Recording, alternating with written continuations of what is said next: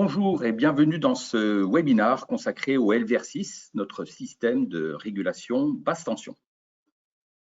Je m'appelle Hervé Mougeot, je représente la société A et Berlay en France et j'ai le plaisir d'animer cette présentation. Une petite remarque, si vous avez des questions, n'hésitez pas à le rentrer dans notre système, nous y répondrons à l'issue de cette présentation. Bien. Alors, avant de rentrer dans le vif du sujet, je souhaite vous présenter rapidement A et Berlay. Alors, Berlay, c'est une société allemande qui fabrique des appareils électroniques que l'on peut répartir en 5 grandes familles. La première famille étant les régulateurs de tension. Régulateurs de tension qu'on va installer dans un poste de transformation qui va piloter les changeurs de prise, donc pour réguler le niveau de tension. Nous fabriquons aussi des détecteurs de défauts sur le réseau. Nous proposons des calimètres perturbographes portables, de quoi mesurer la qualité de l'énergie électrique selon la EN 50160 par exemple, et conformément aux normes en vigueur telles la C8 61430. Tous nos appareils sont classe A. Nous proposons aussi des calimètres et perturbographes qui s'installent en fixe. Nous travaillons entre autres avec EDF, que ce soit RTE, le réseau de transport d'électricité, et Enedis, le réseau de distribution, afin de surveiller et le réseau et les producteurs. Et dernière famille de produits qui fait l'objet de cette présentation, notre système de régulation basse tension. Alors, au programme de cette présentation, 3 points principaux. Nous allons parler de l'électromobilité et de la production décentralisée. Ça, ce sont les nouveaux défis pour le réseau basse tension. Je vais le développer par la suite. Ensuite, je vous présenterai notre système de régulation basse tension, le LVR6, qui peut jouer le rôle d'alternative à un renforcement de réseau. Je verrai avec vous en détail les fonctionnalités et je donnerai quelques exemples d'applications au niveau du LVR6. Bien, mais tout d'abord, parlons de notre réseau. Le réseau a été conçu à la base pour acheminer l'électricité issue d'une production essentiellement décentralisée vers les consommateurs. Au travers donc d'un réseau haute tension, moyenne tension, pour aller vers le réseau basse tension et les consommateurs. Alors, l'électricité, qui part d'un point de vue centralisé, peut fonctionner. Alors, j'ai un petit problème technique, voilà. Mais l'électricité peut transiter sans problème dans les deux sens, dans ce réseau. Même si historiquement, on avait prévu de faire fonctionner tout ça depuis la production vers le consommateur, l'électricité peut sans problème transiter dans les deux sens. Mais quand même sous certaines conditions. Parce que si on commence à développer et décentraliser la production, et si on la décentralise en masse, il va falloir faire en sorte que le réseau ait bien la capacité de transporter ce nouveau flux de transit et assurer aussi la qualité, donc maintenir un niveau de qualité suffisant de la tension. Parce que, vous le savez, l'équation qui permet de régir la stabilité d'un réseau électrique, c'est production égale consommation. Et il est certain que si on commence à décentraliser la production, en particulier sur le réseau basse tension, assurer l'égalité entre production et consommation, ça devient un réel challenge. Est-ce qu'il y a du soleil? Est-ce qu'il y a du vent? Est-ce qu'on peut assurer la production en face de cette consommation? Là, les nouveaux challenges commencent avec la décentralisation de la production. Alors, à titre d'exemple, je vais parler de photovoltaïque. Donc, voici ici la représentation des installations photovoltaïques d'un point de vue mondial. Voilà. Donc, voici la situation estimée en 2024. Donc, on est quasiment à 650 gigawatts de photovoltaïque. Alors, vous remarquerez, ici en rouge, c'est la Chine. Si on estime qu'une population mondiale est de 8 milliards, la Chine représente 1,4 milliard, c'est-à-dire environ 18% de la population. Donc, vous remarquerez quand même que la Chine est relativement en avance sur le reste du monde pour tout ce qui est photovoltaïque, sachant que si on prend le total Europe avec l'Amérique du Nord, ça représente que 14% de la population. Alors, au premier semestre 2023, pour vous donner un élément de comparaison, la production mondiale d'électricité en solaire, c'était 5,5%. C'est derrière le charbon qui représente 35,8%, le gaz naturel 22%, l'hydroélectricité 14%, le nucléaire 10% et l'éolien qui est du côté de 9%. Voilà. Donc, le solaire est en 6e position en termes de production d'énergie électrique. Maintenant, parlons d'électromobilité. Donc, l'électromobilité, de la même façon, se développe. Donc, vous voyez ici l'évolution de l'électromobilité. Même remarque, donc ici, on est à environ 11 millions de véhicules électriques en 2023, avec un gros morceau pour la Chine. Alors, je parle de photovoltaïque, je parle aussi d'électromobilité. Pourquoi? Électromobilité, c'est un gros morceau de la consommation sur le réseau basse tension. Et ça va le devenir puisque ça se développe. Si j'analyse l'effet d'un consommateur sur le réseau, donc voici ici l'image d'un consommateur raccordé sur le réseau. Et vous voyez ici que nous avons une tension donc, fournie par le réseau, puisque en fait le réseau est là pour nous fournir une tension idéalement fixe et stable. Et la charge, elle, appelle le courant dont elle a besoin pour fonctionner. Bien. Donc, vous voyez ici qu'à partir du moment où cette charge consomme un courant, du fait du passage de ce courant dans l'impédance du réseau, il y a une réduction de la tension au point de raccordement ou au point de livraison. Nous pouvons la chiffrer, cette baisse de tension ici, donc il suffit de la calculer et vous voyez que c'est dépendant essentiellement de l'impédance du réseau.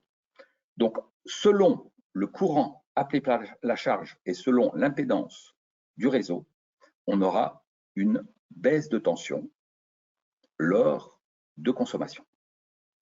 Très bien. Donc ça, c'est le point de vue consommation. Alors, comme j'en parlais ici, on parle d'impédance du réseau. L'image de l'impédance du réseau, c'est la puissance de court-circuit que j'ai représentée de cette façon. Donc, la puissance de court-circuit, voici un réseau à vide. Donc, voyez que s'il n'y a pas de consommation, la tension, c'est la tension idéale à vide, on est à U0, c'est-à-dire la tension de notre générateur ici, idéale. Si jamais on a un court-circuit au travers, donc si on court-circuitait ce réseau au travers de l'impédance du réseau, donc on aurait bien sûr une tension nulle et on aurait ici notre courant de court-circuit. Donc ici, c'est la pente représentant notre générateur. Si jamais je connecte une charge à ce réseau, ici, donc cette charge produit cet effet sur le réseau. Donc elle va appeler le courant de charge dont elle a besoin, et donc elle va provoquer une baisse de tension, et cette baisse de tension correspond à ce delta ici. Donc vous voyez que la puissance de court-circuit a une incidence directe sur le niveau de la baisse de la tension. Ça, c'était le cas d'un consommateur. Si j'analyse ici la même chose, mais à partir d'un producteur, donc imaginons, on décentralise la production. Ici, nous avons un producteur, exemple un photovoltaïque ici. Imaginons que ce producteur ne fait que produire et ne fait pas consommer, parce que bien sûr, il pourrait faire les deux choses. Ici, nous générons un courant sur le réseau.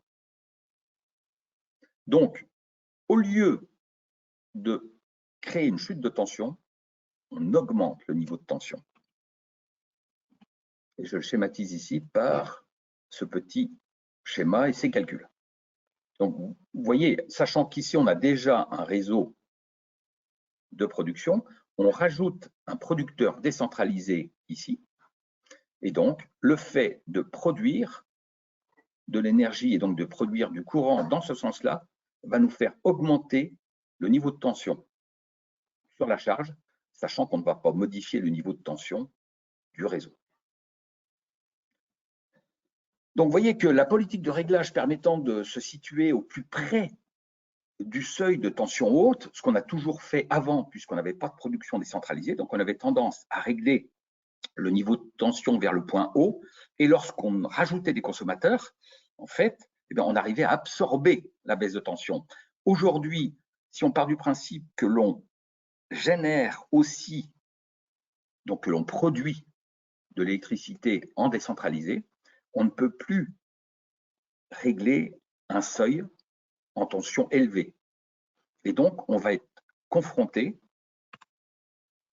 à des situations potentiellement limites pour le réseau. Donc, vous voyez ce que j'ai représenté ici.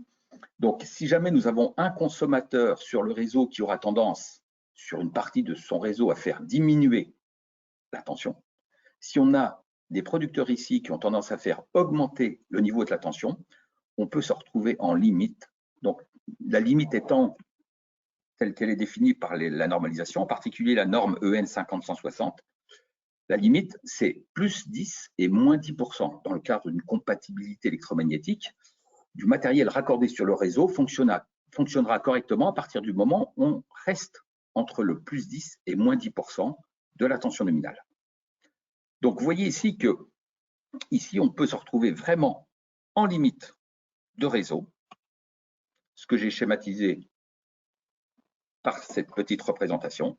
Donc, vous voyez le cas, consommation assez élevée pour alimenter des véhicules électriques, production décentralisée, et donc une situation qui n'est pas tenable pour les utilisateurs, puisqu'on risque d'abîmer le matériel, le faire dysfonctionner, voire le détruire. Voilà. Donc, le réseau peut être à sa limite, parce qu'une charge électrique raccordée au réseau fait baisser le niveau de tension, donc c'est ce qu'on vient de voir. Une installation de production augmente le niveau de la tension, c'est ce qu'on vient de voir aussi. Actuellement, sur le réseau, on essaye de jouer avec le réactif, c'est-à-dire qu'on peut soutirer du réactif pour augmenter le niveau de tension, on peut injecter du réactif pour diminuer le niveau de tension. Vous voyez, alors qu'avant, on ne tolérait pas, disons, le réactif, qui est quelque part une énergie non active sur le réseau. Aujourd'hui, on va jouer avec le réactif pour essayer de réguler le niveau de tension. Malgré cela, on peut se retrouver dans des situations où on sera en dehors des limites. Donc l'objectif, c'est de régler ce genre de problème. Alors, qu'est-ce qu'on voit au niveau du réseau électrique? Voici les mesures que nous avons effectuées. Et il y a des fluctuations de tension à tous les niveaux du réseau. Alors, tout ça, c'est lié à différentes origines. On le verra au niveau des analyses. Mais qu'est-ce qui cause actuellement le plus de problèmes sur le réseau? Surcharge, surtension, sous-tension, aucun problème. Imaginons la situation de notre réseau. Donc, en partant de la haute tension pour passer par la moyenne tension et la basse tension. Voici donc ce réseau qui passe hors limite, représenté par ces bandes bleues. Donc, vous voyez qu'on sort de la bande plus 10, moins 10%. L'objectif ici, c'est de réguler en basse tension pour rentrer dans la norme. Alors, plutôt que de renforcer le réseau, puisque vous voyez, une solution simple, on l'a dit, la puissance de court-circuit a une incidence directement sur le niveau de tension, donc vous pourrez imaginer renforcer le réseau, c'est-à-dire augmenter le diamètre du câble, augmenter la puissance du transformateur, et avec ça, on peut renforcer le réseau et donc diminuer la baisse de tension ou l'augmentation de tension sur le réseau. Ça, c'est une solution. Mais il va falloir tenir compte des coûts, de la planification et de l'approbation de l'intégration de ce genre de choses, des besoins personnels, et ça ne résout pas en fait le problème réel. Pourquoi ça ne résout pas le problème réel? Puisqu'en fait, le réseau aujourd'hui, il devient dynamique. Comme je disais, avant, on avait une production complètement centralisée. Aujourd'hui, elle est décentralisée et elle fonctionne de façon aléatoire. Est-ce qu'on a du soleil? Est-ce qu'on a du vent? On produit, on ne produit pas. Donc tout ça, c'est dynamique. Donc, on a besoin d'un système de régulation basse tension dynamique. Et ça doit jouer le rôle de l'alternative au renforcement du réseau. Je prends ici un exemple. Voici la situation d'un réseau en 2024. En 2026, se développe un quartier avec pas mal de photovoltaïque. Donc là, on va se retrouver en difficulté ici sur ce point de réseau, puisqu'on aura une tension trop élevée sur ce point de réseau, sachant que sur d'autres points de réseau, on aurait une tension trop faible. Comment agir? Alors, une solution, c'est de renforcer le réseau. Donc, vous voyez ici, on a renforcé le réseau pour régler le problème d'une tension ici trop haute, sachant qu'on va réguler la tension au niveau de notre poste source. Bien.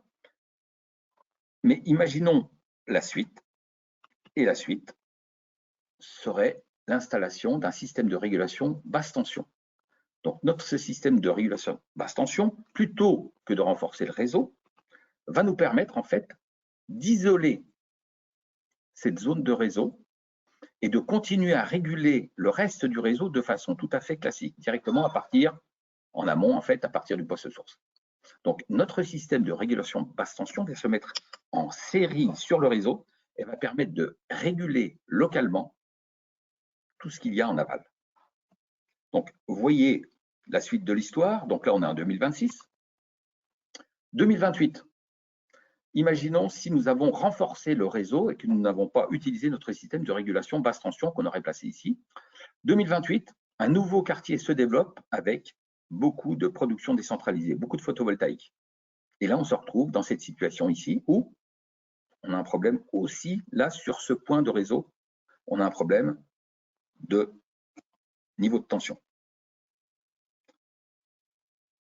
Solution, renforcement de réseau. Donc, vous voyez ici, la solution viendrait à renforcer une première fois le réseau pour ensuite renforcer une seconde fois le réseau, puisque bien sûr, le réseau, il vit, le réseau se développe. Si on avait, plutôt que de renforcer le réseau ici, utilisé notre système de régulation basse tension, on aurait pu éviter un renforcement de réseau. Et ce système de régulation, eh bien, une fois qu'on l'a utilisé et qu'on n'en a plus besoin, on peut le déplacer et le mettre ailleurs sur le réseau en fonction des futurs besoins. Donc, vous voyez que le système de régulation basse tension tel que nous le concevons, c'est un système qui doit être à la fois dynamique et qui va éviter des renforcements de réseau parfois inutiles. Bien. Alors, contrôle de la basse tension, une alternative économique au renforcement du réseau. Voici une image de la tension avant la mise en place de notre système de régulation. Après la mise en place de notre système de régulation, on est capable complètement de réguler la tension avec des limites hautes, des limites basses et une valeur nominale maîtrisée, histoire d'être conforme à la norme. Conformité à la norme EN 50160, comme je disais, cette norme EN 50160 définit le niveau de la qualité qu'on doit délivrer au client, en particulier en termes de variation de tension, on doit rester dans la bande plus 10, moins 10%. On peut éventuellement, avec notre système, être beaucoup plus précis et serré. C'est-à-dire que si on voulait réguler le niveau de tension à plus 5, moins 5% pour des applications spécifiques, dans un monde industriel par exemple, c'est aussi possible. Bien. Alors, maintenant qu'on a vu un petit peu le concept général, je vais vous expliquer le principe fonctionnel de notre solution.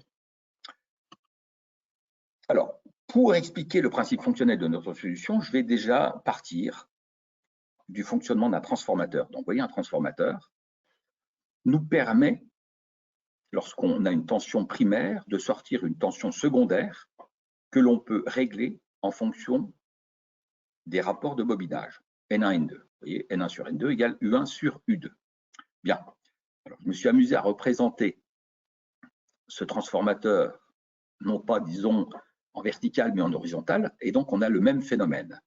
Pourquoi je l'ai représenté comme ça? Pour le glisser sur mon schéma de principe fonctionnel de notre régulateur. Alors, quel est le principe? Si je mets un transformateur en série sur le réseau de puissance, donc vous voyez ici, on a le primaire qui est en série sur le réseau de puissance. Ici, j'ai un réseau dont la tension est faible, 220 volts. Je souhaite atteindre le 230 volts, la tension nominale normalisée. Pour ça, je vais utiliser ce transformateur donc pour rajouter 10 volts à ce 220 volts et obtenir 230 volts. Donc, vous voyez que si je mets un transformateur en série sur le réseau, je peux soit augmenter le niveau de tension en aval, soit le diminuer, et ça, je vais le piloter avec ma tension primaire. Donc, le principe que nous utilisons dans notre système de régulation basse tension, c'est la mise en série sur le réseau de puissance de 2 transformateurs. Donc, vous voyez ici, sur mon réseau de puissance, je mets en série 2 transformateurs, donc vous voyez les 2 primaires sur ta série, et je vais jouer sur la combinaison des tensions ajoutées ou diminuées pour augmenter ou diminuer la tension en aval de mon système. Exemple ici, là je peux très bien rajouter 10 volts et rajouter 13 volts, donc je rajoute, rajouter 10 volts et 3 volts, donc rajouter 13 volts en global sur mon système aval. Je peux de la même façon rajouter 10 volts et diminuer de 3 volts, donc en fait rajouter au global 7 volts sur le système aval. Donc vous voyez qu'on va jouer sur la combinaison de ces 2 transformateurs mis en série sur le réseau de puissance pour augmenter ou diminuer la tension. Et donc on va se retrouver avec 9 pas, puisqu'en fait on a la combinaison, donc on a 3 possibilités, c'est ajouter, on peut ajouter, diminuer une tension ou ne pas influencer le niveau de tension. Donc on a 3 possibilités avec ce transformateur, 3 possibilités avec ce transformateur, 3 fois 3 égale 9, donc on se retrouve avec 9 pas de mesure. C'est pour ça que je parle ici en pourcentage pour simplifier. Donc ici, je peux rajouter 4,5%, rajouter 1,5%, ce qui me donne 6%. Donc je peux augmenter la tension de 6%, de 4,5%, de 3%, 1,5%. Je peux ne pas influencer le niveau de tension et j'ai les mêmes valeurs de façon négative, moins 1,5, moins 3, moins 4,5, moins 6%. Donc vous voyez ici, j'ai 9 pas de régulation en jouant sur la combinaison de ces 2 transformateurs qui sont mis en série sur le réseau de puissance. Alors, comment fonctionne côté primaire notre système? En fait, on a de l'électronique de puissance qui va nous permettre en fait de générer des tensions au niveau du primaire. Donc, notre électronique de puissance va nous permettre de jouer sur les fameuses 9 combinaisons pour ajouter ou soustraire des niveaux de tension. Vous voyez ici, par exemple, j'ai un 4,5% plus 1,5%, moins 1,5%, pardon. Donc, je vais me retrouver avec 3%, un pas de 3% sur le niveau de tension. Donc, vous voyez ici que l'électronique de puissance n'intervient pas du tout dans le circuit de puissance. Le circuit de puissance, c'est simplement 2 bobines, en fait, qui viennent en série, donc des bobines de faible impédance, qui viennent en série sur le circuit de puissance. Important, c'est-à-dire qu'il n'y a pas de commutation sur notre circuit, il n'y a aucune commutation. L'objectif, je le rappelle, c'est de maintenir un niveau de qualité de fourniture excellent. Si on commute, donc on pourrait imaginer un transformateur avec, donc non pas en série comme nous le faisons ici, mais disons en parallèle sur le réseau, avec changement de prise, par exemple. Là, on parlerait de commutation. Commutation égale problème de qualité sur l'énergie électrique. Donc, ce genre de système ne pollue pas l'électricité transportée par ce réseau, ne rajoute pas de flicker, donc est complètement neutre.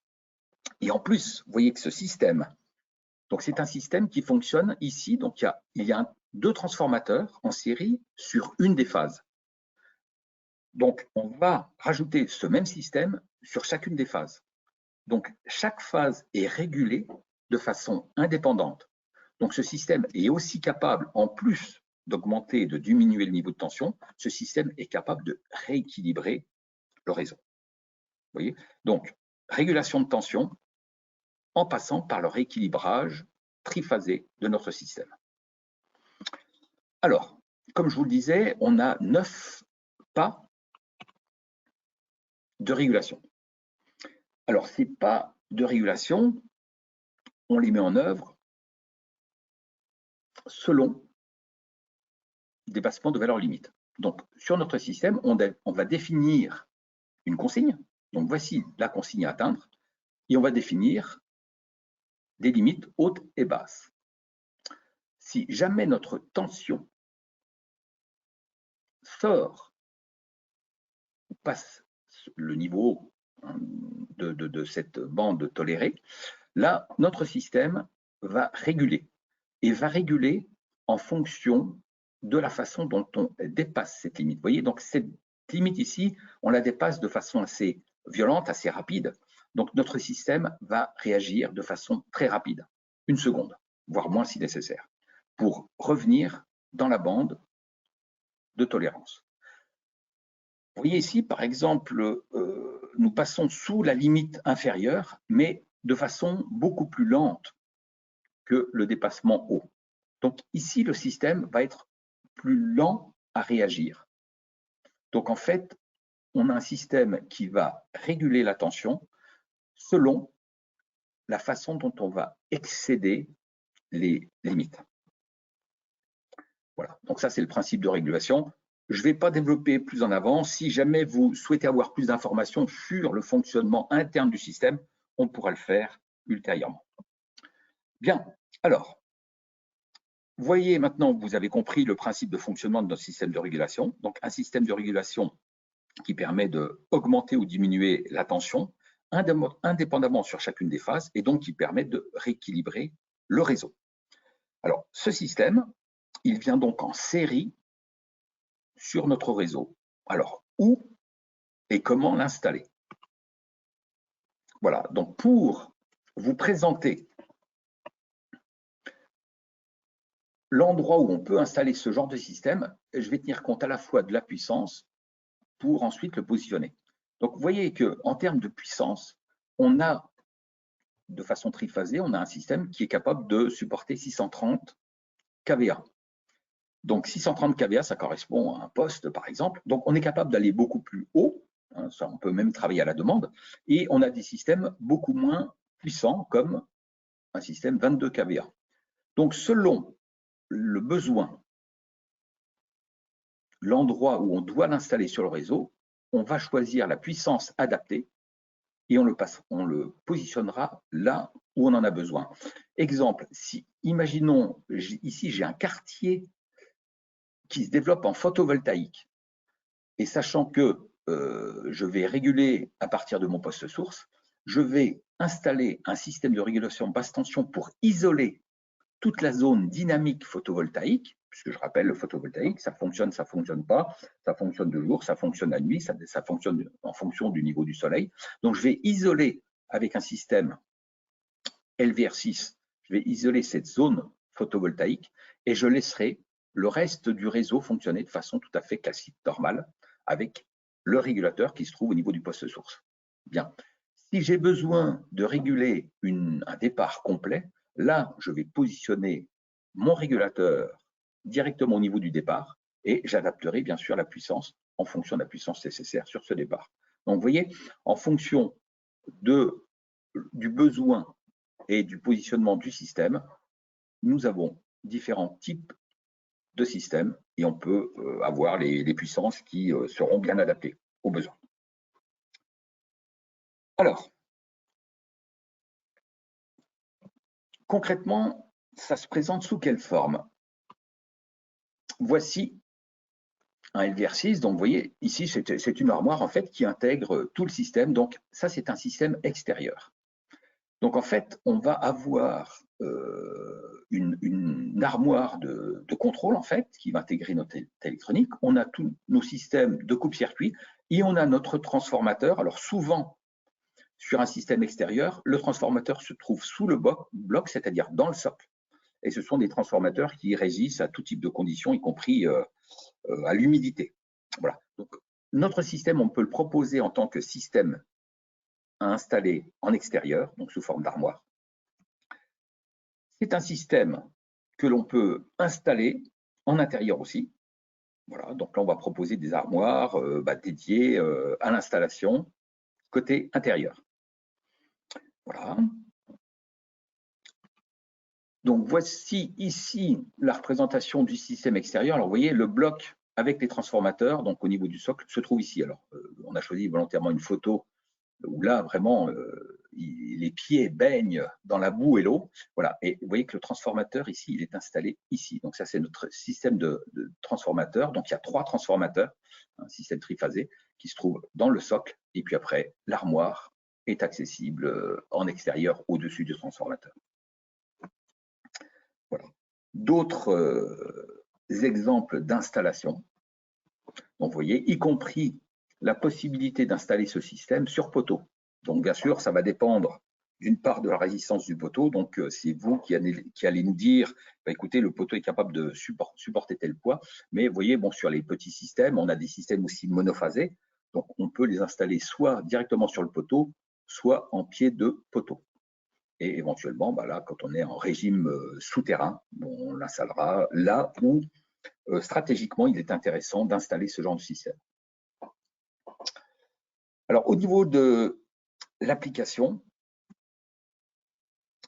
vous voyez que il est toujours utile de se rapprocher de l'endroit où, disons, l'évolution de la tension est dynamique. Donc, vous voyez, sur un système photovoltaïque, comme je l'expliquais tout à l'heure, système photovoltaïque, on a tendance à isoler toute la zone photovoltaïque avec un système délocalisé pour isoler le réseau, en fait, rendre indépendant le fonctionnement du réseau de ce système dynamique. C'est pour ça qu'on a tendance à installer notre armoire plutôt proche de la zone dynamique pour continuer à réguler de façon tout à fait classique le réseau, donc comme je disais, avec de la régulation en post-source, donc avec du changement de prise au niveau du régleur en charge. Voilà. Donc, ça, ce sont des exemples d'installation ici, vous voyez, où sur un système étendu, on avait du photovoltaïque ici, on a du photovoltaïque ici, on avait stratégiquement installé notre système LVR6 là, sachant qu'on est raccordé sur le réseau ici et que le reste du réseau va fonctionner de façon tout à fait normale à partir du moment où notre système LVR6 va complètement rendre indépendant cette zone dynamique. Voilà, donc vous voyez le type d'installation cible, sachant qu'on est capable, nous, de vous accompagner dans le choix et de la localisation et le choix de la puissance du système. Donc, éventuellement, par simulation, on pourra vous accompagner si vous nous donnez toutes les données en fonction des données liées à votre réseau, à la fois en termes de consommation et de dimensionnement de réseau. Nous avons des outils de simulation et donc on peut vous accompagner pour l'installation de votre système. Donc, localiser le système et choisir la bonne puissance, ainsi que définir le nombre. Alors, le nombre de pas de mesure est bien défini. Il y a 9 pas de mesure, mais surtout choisir la bande de régulation. On peut jouer sur une bande de régulation différente. Donc, vous voyez que, par exemple, on peut choisir un système qui régule plus 6, moins 6%. Mais on peut très bien avoir un système qui régule à plus 12, moins 12%, ou plus 20, moins 20%. Tout est possible dans le système. Simplement, le pas de régulation, puisqu'on va définir cette bande de régulation en 9 pas, le pas sera simplement plus élevé. Exemple de régulation, donc sur un système photovoltaïque. Donc, vous voyez ici que lorsque il y a du soleil, la tension est plutôt élevée. La nuit, ou lorsqu'il n'y a pas de soleil, la tension est plutôt faible. Alors, on est plutôt autour de 240 volts. Alors, vous voyez, donc si on partait sur une consigne de départ plutôt élevée, 240 volts, avec production solaire, on a tendance à flirter avec le plus 10% de notre tension nominale. Donc là, on commence à être limite. Le photovoltaïque, voici la façon dont il agit. Donc, l'objectif ici étant de diminuer le niveau de tension en cas de nécessité. Alors là, on peut jouer sur des plages comme ça, sur des niveaux de tension plus 6, moins 6%. Donc, notre système classique va jouer sur une augmentation, une baisse de tension de 6%. Voilà. J'ai des exemples en tête, par exemple, côté RTE. RTE qui alimente en basse tension ces postes de contrôle. Alors, sachant que RTE, donc le réseau de transport, fabrique sa basse tension à partir de la haute tension. Si on est sur une haute tension très fluctuante, alors là, je prendrai l'exemple des éoliennes offshore. Donc, si vous avez des éoliennes offshore, le niveau de tension sur un poste éolien offshore est très fluctuant. Donc, je crois qu'on était dans des fluctuations de l'ordre de plus 27, moins 27%. Donc, vous voyez que là, l'objectif pour ensuite alimenter le système de contrôle avec de la basse tension, à partir du moment où on fabrique la basse tension à partir de cette haute tension qui fluctue de plus 27, moins 27%, là, il est nécessaire de réguler, mais sur une plage beaucoup plus élevée que plus 6, moins 6%. Donc, ce qu'on fait, par exemple, donc pour RTE, c'est de réguler le système de tension. Alors, je ne sais plus, mais je crois qu'on régule sur quelque chose comme plus 15, moins 15%, pour revenir dans une bande de fonctionnement normal. Voilà. Donc ça, c'est un exemple de l'évolution de la tension donc sur un système de production photovoltaïque où la tension a tendance à venir chahuter la limite haute. Qu'en est-il sur la partie consommation? Voici un exemple avec des climatisations. Donc, climatisation, je parlais en introduction aussi de motricité électrique, donc de véhicules électriques. Voici des charges qui peuvent venir nous faire flirter la tension avec le niveau bas de la tension, c'est-à-dire le moins 10% de la tension nominale. Donc, vous voyez qu'à chaque fois que là, on va ici faire tourner nos charges, eh bien, il y a une baisse notoire de notre tension. Et l'objectif, c'est de maîtriser cela. Alors, bien sûr, on a le photovoltaïque, on a notre climatisation et on a notre électromobilité. Donc, la combinaison de tout ça va faire en sorte que, de façon, tout ça, ça reste dynamique, hein, donc il va être de plus en plus difficile de gérer la tension sur nos réseaux de distribution. Donc, ici, vous voyez, au niveau de la charge du véhicule électrique, donc charge du véhicule électrique, début de la charge, fin de la charge. Alors, souvent, c'est de nuit. Et pendant la nuit, et alors on va charger nos véhicules électriques, mais pendant la nuit, il n'y a pas de soleil, donc il n'y aura pas de génération photovoltaïque, puisque en fait, la charge du véhicule électrique va faire en sorte que la tension va diminuer. Donc la charge du véhicule électrique ici fait diminuer la tension. On aurait aimé au même moment remonter le niveau de tension, donc l'idéal eût été de produire de la tension au même moment. Malheureusement, le photovoltaïque ne sera pas là pour remonter le niveau de tension.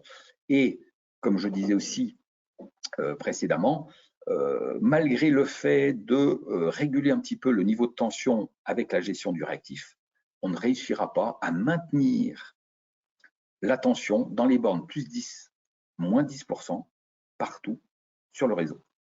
Voilà. Donc, en particulier, moins le réseau est maillé, plus la puissance de court-circuit est faible, plus on aura du mal à maintenir ce niveau de tension. Donc, pour prendre l'exemple français, eh bien, je pense que tout le monde le sait, du côté de la Bretagne, par exemple, on a beaucoup plus de mal à maintenir le niveau de tension qu'en plein milieu de la France, puisque en plein milieu de la France, le réseau est bien plus maillé. Voilà. Donc, une solution alternative, Une solution alternative au renforcement du réseau, c'est notre système de régulation. Donc, vous voyez, le LVR6, il évite et reporte les investissements dans le réseau basse tension et il équipe donc le réseau de distribution du futur. Donc, notre système de régulation basse tension, c'est un système à la fois dynamique et donc c'est un système que l'on peut facilement déplacer.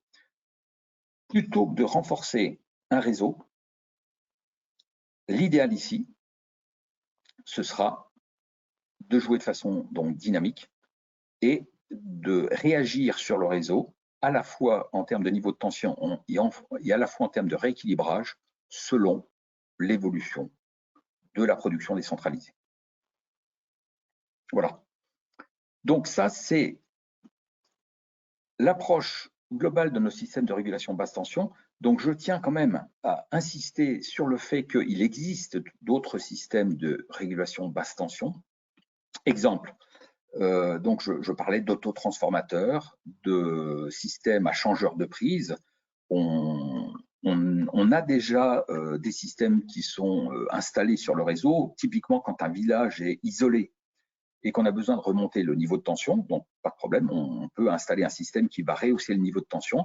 Ici, on ne parlera pas de rééquilibrage triphasé, on parlera simplement d'un système qui ne fonctionnera que dans un sens. Donc on va relever le niveau de tension. J'expliquais aussi en introduction, souvent, donc notre réglage de niveau de tension part d'un niveau haut, puisqu'on en avait l'habitude de travailler sur un système de production centralisé pour desservir des consommateurs en décentralisé. Aujourd'hui, l'enjeu majeur, c'est d'inverser la tendance, puisqu'on ne peut plus avoir un réglage de seuil haut, un niveau de tension élevé au départ. Donc, du coup, on est obligé de se mettre plutôt au centre de la bande de plus ou moins 10%, c'est-à-dire 230 volts, tension nominale. Et là, donc, on se retrouve à la limite dans certains cas. Voilà. Donc, c'est l'application de notre système LVR6 pour la régulation basse tension. Voilà, bah écoutez, là j'arrive au bout de ma présentation, c'est le temps des questions. Donc, écoutez, n'hésitez pas à poser des questions. Vous les rentrez sur notre système et puis après on vous diffusera toutes les réponses.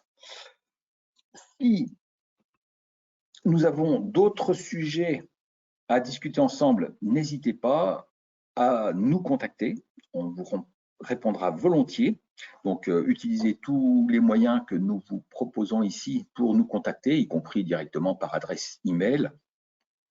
Nous pouvons discuter de toutes les familles de produits. Donc, je parlais de régulateurs de tension, j'ai parlé de localisateurs de défaut, j'ai parlé de calimétrie, j'ai parlé de perturbographie, portable et fixe, et aussi sur notre système de régulation basse tension. Et voyez que l'un va bien avec l'autre lorsqu'on parle de qualité de l'énergie électrique, donc calimétrie, perturbographie, ça va bien avec notre système de régulation basse tension. J'en profite pour parler aussi de formation, puisqu'on propose des cycles de formation sur la calimétrie et la perturbographie. Donc, on peut très bien vous parler de l'EN 50-160, on peut vous parler de la normalisation type 61430, on peut vous parler des harmoniques, on peut vous parler du flicker, on peut vous parler de supra-harmonique, puisque là, ça n'est pas vraiment le thème, mais en plus des niveaux de tension qui ne sont pas respectés, le fait d'installer de l'électronique de puissance sur les réseaux, type photovoltaïque, il faut savoir que du photovoltaïque, ça inclut de l'électronique de puissance, puisqu'on est obligé d'avoir un système qui va transformer du continu en alternatif. Et donc, on a de l'électronique de puissance en direct sur nos réseaux. Là, on injecte de la pollution, type harmonique et supra-harmonique. Un système photovoltaïque génère des supra-harmoniques de l'ordre de 15 à 20 kHz. Et lorsque je parle de 15 à 20 kHz, vous voyez qu'on ne parle plus du tout des harmoniques classiques jusqu'au rang 50, là on parle de supra-harmonique. Mesurer les supra-harmoniques, c'est un thème nouveau, c'est un thème futur aussi. Nous proposons des calimètres perturbographes capables d'enregistrer les supra-harmoniques en plus des harmoniques classiques. Donc, calimétrie, perturbographie, régulation de tension, stabilité de la basse tension, voici tous les thèmes que nous pouvons traiter avec vous au travers de la fourniture de matériel, au travers aussi de formation. Voilà. Écoutez, j'en ai terminé avec ma présentation. N'hésitez pas à nous lancer vos questions et puis nous y répondrons avec plaisir. En vous souhaitant une bonne journée et à bientôt.